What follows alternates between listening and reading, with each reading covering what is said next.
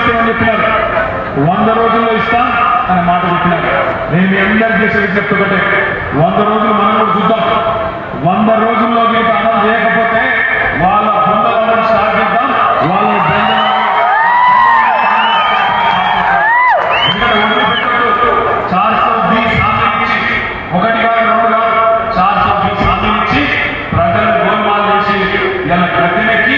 అర్థమైన మాటలు మాట్లాడుతూ ఉన్నారు. ఆ ముఖ్యమంత్రి గారు గతంలో ఏం చేసిన సెక్రటేరియట్ పోయి అక్కడ పోయి అంటున్నాడు, లంచ బిడ్డలు ఉంటే ఆయనతో వచ్చినా లంచ బిడ్డలు లేవు, ఖాళీ కిందలు ఉంటాయని చెప్తున్నాడు. మరి నేను ఒకటే అడుగుతున్నాను అందరినీ, లంచ బిడ్డల కోసం ఎవరు చెబుతాను? నేనేమంటున్నా అమ్మా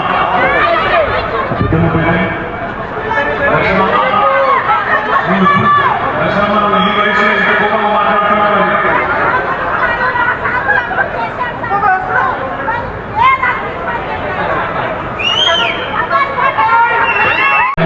మనుషులు వీడి కూసలేకుండే కొత్త ఆయన వచ్చినాక వస్తలేవు, ఈయన వద్దే వద్దు అంటున్నారు.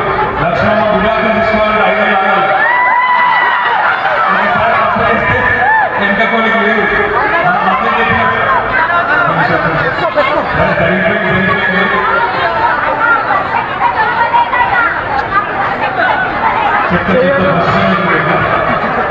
ఫ్రీ బస్సులు ఫ్రీ బంగారం దాని పాపం మోసపోయి ఓట్లేసి ఆ బస్సులలో డ్రైవర్ సార్ కిటికీలు అయినప్పటికీ ప్రజల తీర్పు ఇచ్చిండ్రు. ఈ ప్రభుత్వం మీద ఉన్నది, వాళ్ళ మీద బాధ్యత ఉన్నది. వాళ్ళు ఇచ్చిన 420 హామీలు ఏవైతున్నాయో వాటిని అమలు చేసి చూపించాల్సిన బాధ్యత ఈ ప్రభుత్వం మీద, కాంగ్రెస్ ప్రభుత్వం మీద ఉన్నది. అమలు చేయకపోతే ఇప్పుడే నేను అందరూ విజ్ఞప్తి చేసినట్టు 100 రోజులు ఓపికగా గుర్తు చేద్దాం. మీరు చెప్పినట్టు డిసెంబర్ 9 నాడు రుణమాఫీ అన్నారు, చేయలేదు. మహాలక్ష్మి అన్నారు, నెలకు 2500 రూపాయలు అన్నారు, ఇంతవరకు చాలు కాలేదు. 1,57,00,000 మంది ఆడపిల్లలు వెయిట్ చేస్తూ ఉన్నారు ఈ రాష్ట్రంలో. ఆ కార్డులు ఇంకా ఆడపిల్లల దగ్గర భద్రంగా ఉన్నాయి. రేపు కింద మోసం చేస్తే అదే ఆడపిల్లలు తప్పకుండా మీరు పడతారనే మాట కూడా ఈ ప్రభుత్వాన్ని హెచ్చరిస్తా ఉన్నాం. ఇంకొక మాట కూడా నేను అందరినీ కోరుతున్నాను, మనం కేవలం దేశాలు కావాల్సిన అవసరం లేదు. మీ తరఫున మాట్లాడడానికి, కొట్లాడడానికి, మీ గొంతు అక్కడ అసెంబ్లీలో వినిపించడానికి మీకు ఇచ్చిన ప్రతి హామీని నిలబెట్టుకునే విధంగా పనిచేస్తాం.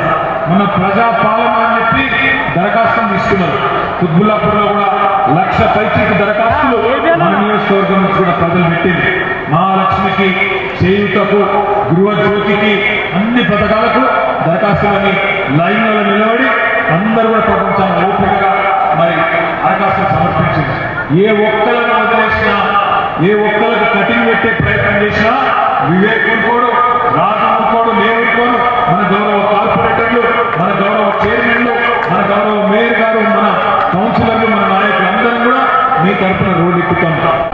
ఒక్క ఓటు కూడా తగ్గకుండా మళ్ళీ ఒకసారి కుత్బుల్లాపూర్ నియోజకవర్గం నుంచి 85,000 ఓట్ల మెజారిటీ మన పార్టీ అభ్యర్థులు చేసిన బాధ్యత మన మీద ఉంది. కేంద్రం నుంచి కూడా మోడీ గారు వాళ్ళ అభ్యర్థులు వస్తారు. మనం ఒకటే పెట్టుకోవాలి, వాళ్ళ మోడీ గారైనా అక్కడ కేంద్రంలో ఉండే ఇతర పెద్దలైనా అక్కడ ఎవరున్నా మన గులాబీ జెండా లేకపోతే తెలంగాణ గురించి మాట్లాడేటోడు మాత్రం ఎవడు ఉండడు. తెలంగాణ హక్కుల గురించి, హైదరాబాద్ రావాల్సిన వాటి గురించి కానీ, తెలంగాణకు రావాల్సిన వాటి గురించి కానీ కొట్లాడాలంటే, తెలంగాణ